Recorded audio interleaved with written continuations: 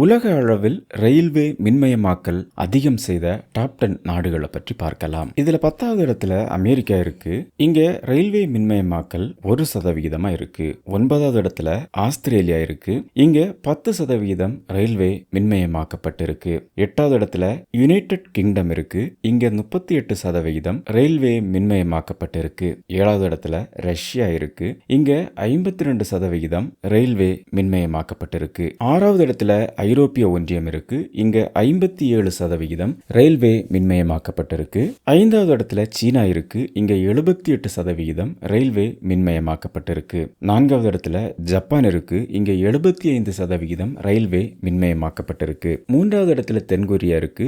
இங்க 78% மின்மயமாக்கப்பட்டிருக்கு. 2வது இடத்துல இந்தியா இருக்கு. இங்க 99.2% மின்மயமாக்கப்பட்டிருக்கு. முதலிடத்துல சுவிட்சர்லாந்து இருக்கு. இங்க 100% ரயில்வே மின்மயமாக்கப்பட்டிருக்கு.